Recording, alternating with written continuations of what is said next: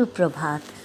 सुधा सक्सेना का आप सभी को सादर सप्रेम प्रातःकाल की राम राम।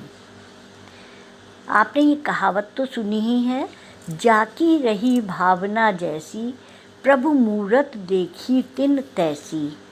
अर्थात जो जैसा सोचता है, जिसकी जैसी भावना होती है, उसे वैसा ही संसार दिखता है।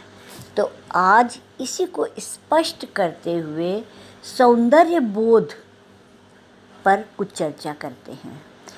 कोई विषय या वस्तु एक ही है, पर उसकी व्याख्या अलग अलग ढंग से होती रहती है। लोक कथा है कि एक संत के पास 4-5 लोग आशीर्वाद के लिए गए।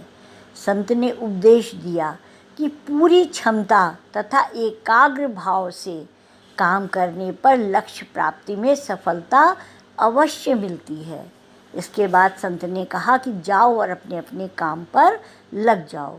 जो पुजारी था वो पूजा पाठ में लग गया, जो विद्यार्थी था वह अध्ययन में लग गया, व्यापारी व्यापार में लग गया और राजकीय कर्मचारी राजकीय कार्य में पूरी एकाग्रता से लग गया। सब जो काम कर रहे थे वो उस तन्मयता से वहाँ लग गए। जो पांचवा व्यक्ति था वो चोर प्रवृत्ति का था। उसने उपदेश का अर्थ यह निकाला कि संत ने कहा है कि एकाग्रता एवं तन्मयता से चोरी करने में सफलता जरूर मिलेगी, और वह चोरी के काम में पूरी क्षमता से लग गया। इस कथा से यही स्पष्ट है कि जिसकी जो प्रवृत्ति थी उसने वह अर्थ निकाला और वो काम करा। विश्व के विविध आश्चर्यों में ताजमहल भी एक है। कभी कभी ताजमहल यह बोलते नहीं सुना गया कि वह लाजवाब है। देखने वाले की दृष्टि जैसी होती है वैसी ही वह व्याख्या करता है।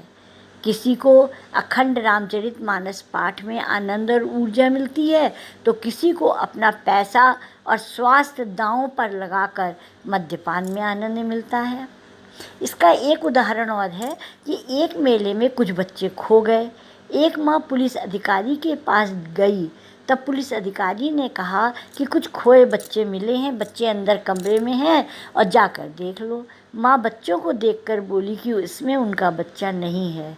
पुलिस अधिकारी ने बच्चे का हुलिया पूछा तो माँ ने बताया कि उसके बच्चे की एक आँख खराब है। पुलिस अधिकारी ने कहा कि उसे बच्चे की चाहत हो तो जो सबसे सुंदर बच्चा लगे उसे वह ले सकती है, लेकिन माँ तैयार नहीं हुई। उसे अपने विकलांग बच्चे की ही तलाश थी। इन सभी उदाहरणों का आशय यह है कि सुंदरता अंदर नहीं हो, सुंदरता बाहर नहीं होती, सुंदरता मन के अंदर होती है। हमारा नज़रिया जैसा होता है, हम चीज़ों को उसी प्रकार से देखते हैं। अगर बाहर सुंदरता होती तो माँ जो है वो कोई भी बच्चा ले जा सकती थी, लेकिन उसे तो अपना वही बच्चा चाहिए था।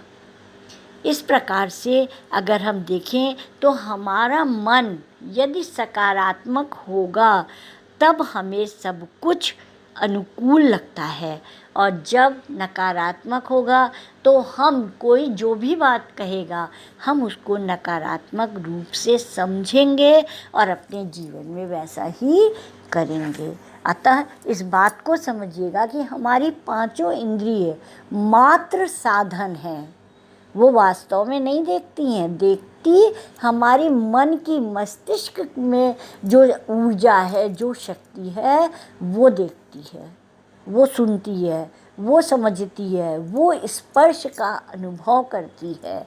और इसीलिए जब नैतिक गुणों में वृद्धि कही जाती है, वो इसीलिए कही जाती है कि हम अपने अंतर मन को विकसित करें, ताकि जो जीवन के इस संसार के दांव पेच हैं या जो भौतिकता में अव्यवस्था या कुरूपता है, हम उसे समझें और अंदर के मन से देख करके उसमें सुधार करें। आज इतना ही। धन्यवाद।